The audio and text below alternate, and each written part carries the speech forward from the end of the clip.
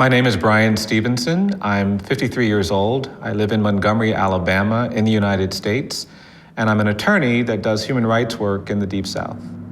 I was told that I could never go to the public school system because I was Black. I was told I could never go to college because I was Black. I was told I would never be a professional or a lawyer because I was poor.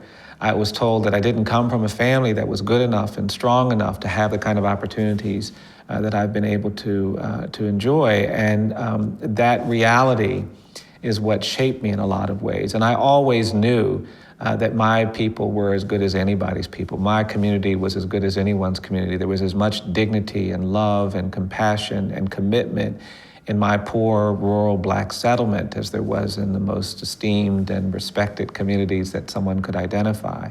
And when I think about the issue of poverty, I think about the psychic and social impact it has on people who live next to great wealth.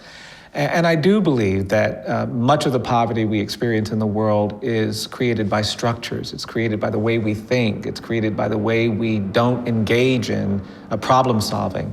And that's why I believe that the opposite of poverty is not wealth. I don't think the answer to poverty is just creating wealth. I think the opposite of poverty is justice. And when we commit ourselves to justice, we actually create opportunities for reducing poverty, deconstructing poverty. It requires a commitment to justice.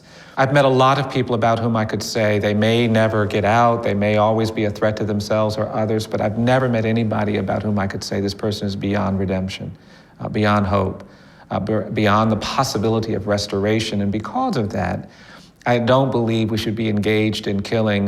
One of the first cases I ever worked on where the man was executed was a man we jumped in at the last minute. He couldn't find a lawyer.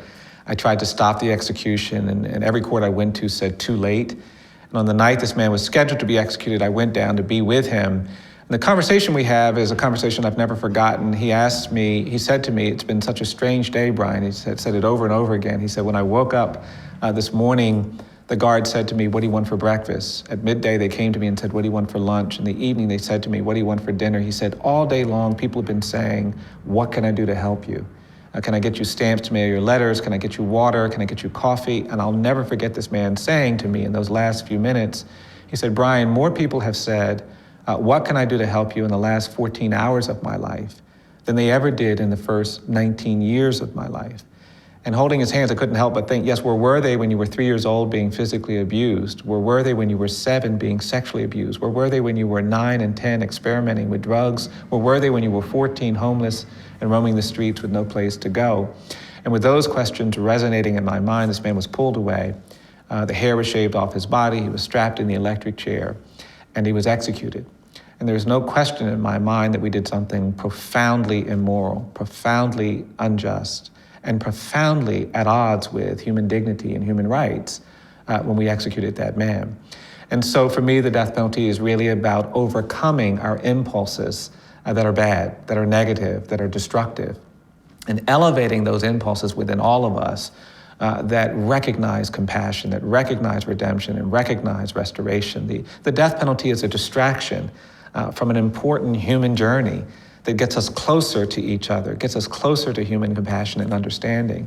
And eliminating it just eliminates one more roadblock to the destination I think we have to get to, which is more justice, more mercy, and more compassion.